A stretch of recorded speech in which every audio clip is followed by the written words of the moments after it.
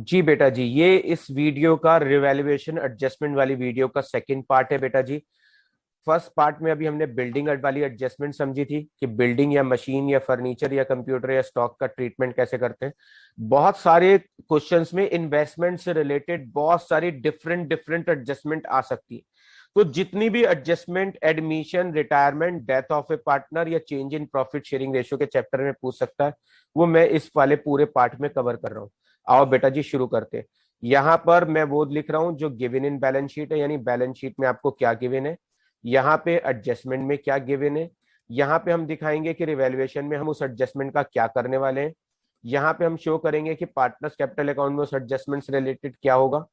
यहाँ पे हम शो करेंगे बैंक अकाउंट में उससे रिलेटेड क्या होगा, और यहाँ पे शो करेंगे बैलेंस शीट में उससे रिलेटेड क्या होगा। शुरू करते हैं बेटा जी। इन्वेस्टमेंट 50,000 रुपए के थे बेटा जी। इन्वेस्टमेंट 50,000 रुपए के थे। नीचे लिखा है कि वो 40,000 पे वैल्यूड हुए और ए नाम के पार्टनर ने ले लिए। बेटा जी 50,000 के इन्वेस्टमेंट 40,000 पे वैल्यूड हुए, तो पहली बात तो 10,000 का घाटा हुआ, घाटे को रिवैल्यूएशन अकाउंट के डेबिट में लिखेंगे बेटा जी। 50 की चीज 40 पे वैल्यूड हुई, 10 का घाटा रिवैल्यूएशन के 2 में चला गया।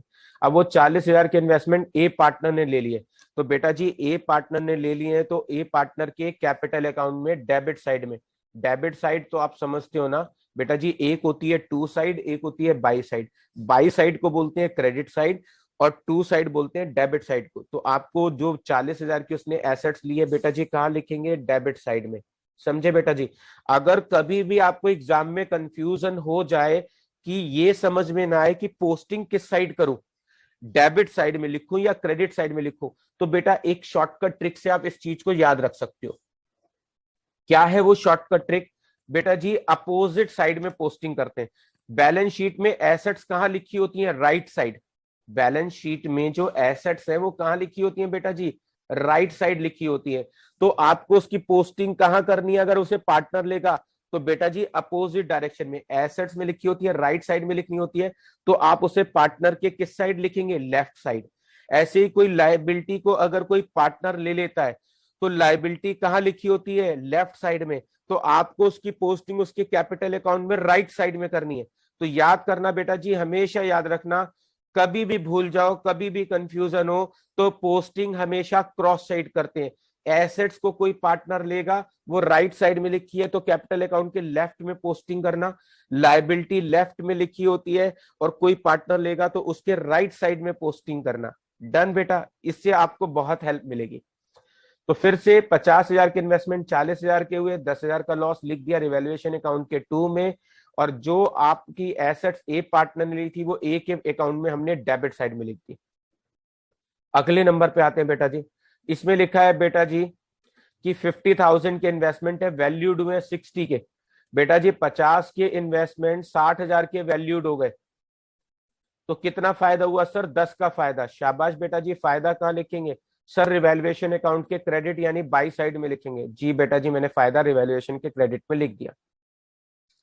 आगे लिखा है कि 60,000 के इन्वेस्टमेंट ए और बी ने ले लिए अपने पीएसआर यानी प्रॉफिट शेयरिंग रेशियो में, तो 60,000 को बेटा जी प्रॉफिट शेयरिंग रेशियो में लिख दीजिए। कहां लिखेंगे, पार्टनर्स कैपिटल अकाउंट में। सर हम बताएंगे कहां लिखेंगे, बताओ बेटा कौन सी साइड में लिखेंगे। सर अभी हमने सीखा था कि कोई चीज एसेट्स में दी होती है तो उसकी पोस्टिंग क्रॉस साइड होती है।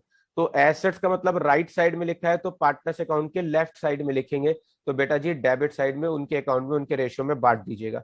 अगर उनका रेशियो 1:1 है तो 1:1 बांटिएगा बेटा जी, 60,000 बांटेंगे बेटा जी, यहाँ पे मैं 60,000 लिख देता हूँ। अगर रेशियो 1:1 है तो 60,000 को 1:1 के रेशियो में बांटना, अगर रेशियो 3:2 है तो 3:2 में बांटना, अगर रेशियो 4:1 है तो 4:1 में बांटना, रेशियो 7:3 है तो 7:3 में बांटना।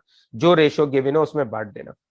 सर अगर रेशियो गिवन ना हो तो बेटा 1:1 मान देना, अगर पार्टनरशिप में रेशियो नहीं होता है तो 1:1 मानते हैं।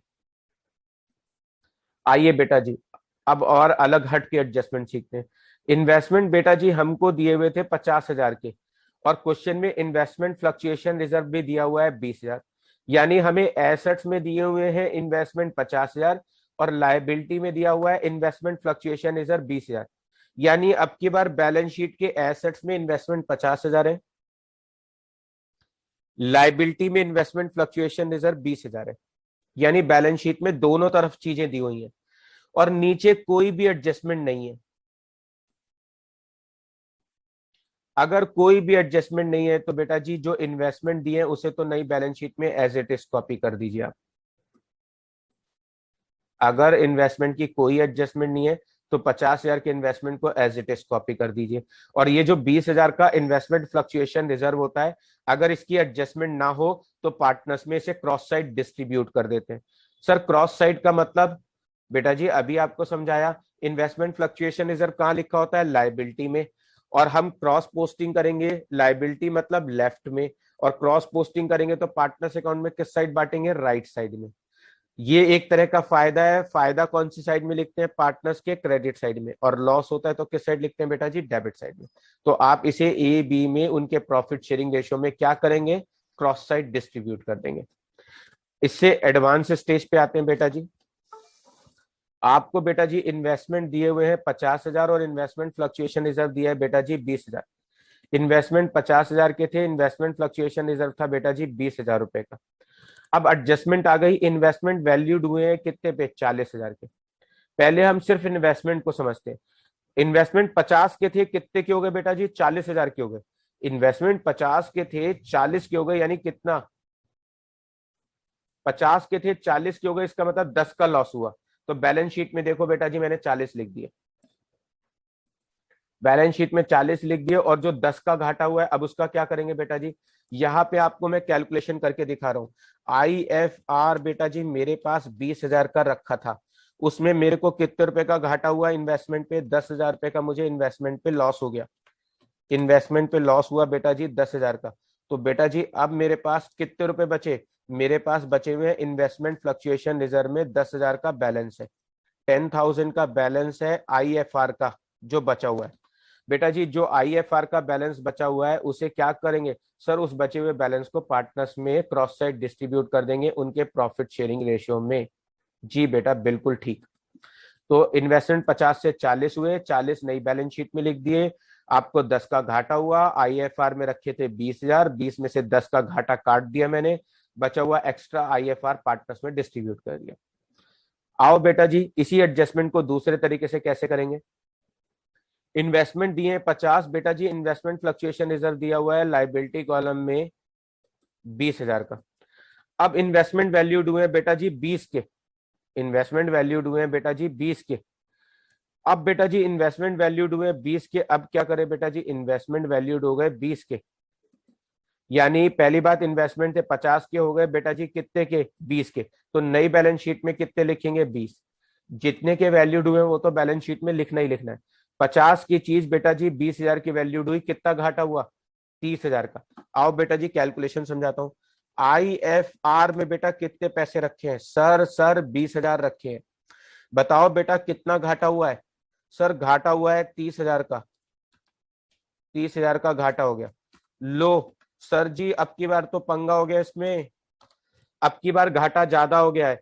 IFR में रखे हैं केवल 20,000 और घाटा हो गया 30,000 का। कोई बात नहीं बेटा, घबराने वाली बात नहीं है।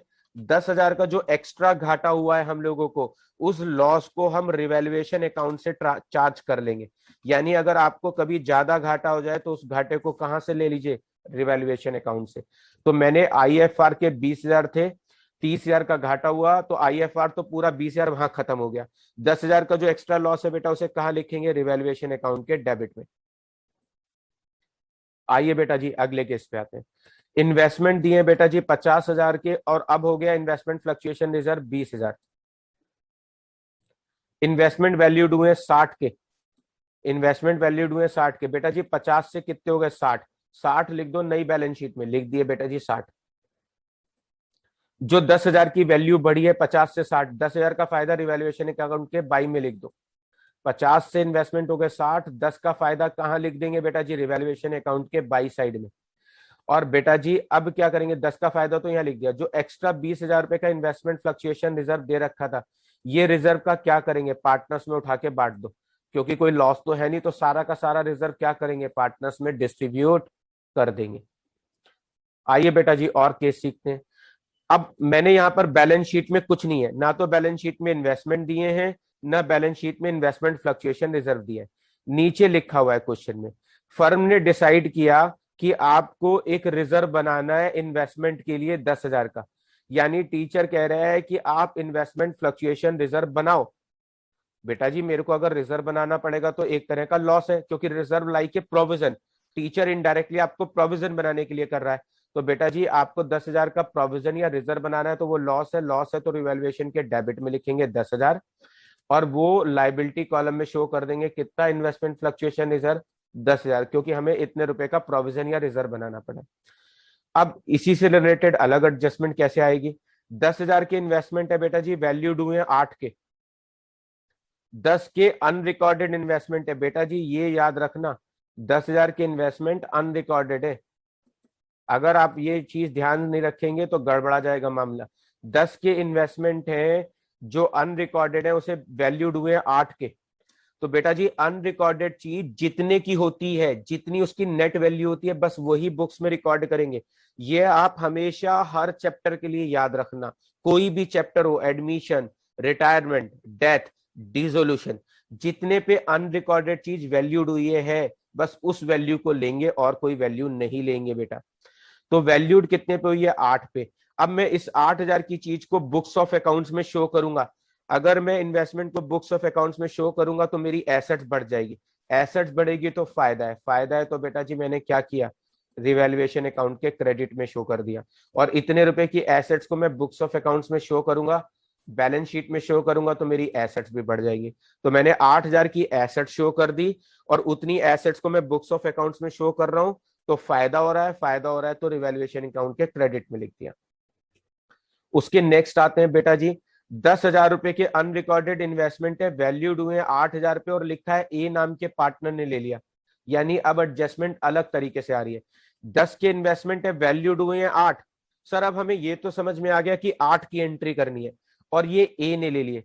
बेटा जी 8,000 की एंट्री अगर मैं एसेट्स की बुक्स ऑफ अकाउंट में शो करूंगा, बुक्स ऑफ अकाउंट्स में 8,000 की एसेट्स की एंट्री शो करूंगा, तो एसेट्स बढ़ेंगे तो फायदा होगा, फायदा होगा तो रिवैल्यूएशन के क्रेडिट में लिख दिया 8,000 का फायदा। और इसके अलावा 8,000 की एसेट्स को पार्टनर ने ले लिया। अब आप बताओ बेटा जी अगर एसेट्स कोई पार्टनर लेता है तो कहां लिखते हैं। सर अब तो हमें याद हो गया, अब तो हम चैंपियन हो गए। अगर हमें एसेट्स जो है बैलेंस शीट के राइट हैंड साइड में दी होती है एसेट्स, तो राइट हैंड साइड में है तो इसका मतलब पार्टनर्स कैपिटल अकाउंट के लेफ्ट साइड में लिखेंगे, लेफ्ट साइड मतलब डेबिट साइड में। शाबाश बेटा, डेबिट साइड में आप लिख देना कि उस पार्टनर ने, ए ने कितने रुपए की एसेट्स लिए बेटा जी, 8,000 की।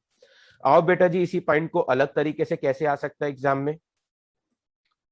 इन्वेस्टमेंट बेटा जी दिए हुए हम लोगों को 10,000 के अनरिकॉर्डेड इन्वेस्टमेंट है जो 8,000 में बेच दिए। बेच दिए 10,000 रुपए के अनरिकॉर्डेड इन्वेस्टमेंट 8,000 के बेच दिए। अब बेटा जी उस एंट्री को अगर मैं बुक्स में शो करूंगा तो मेरी एसेट्स बढ़ेंगी, एसेट्स बढ़ेंगी तो फायदा होगा, फायदा होगा तो कहां लिखेंगे सर, रिवैल्यूएशन के बाई में।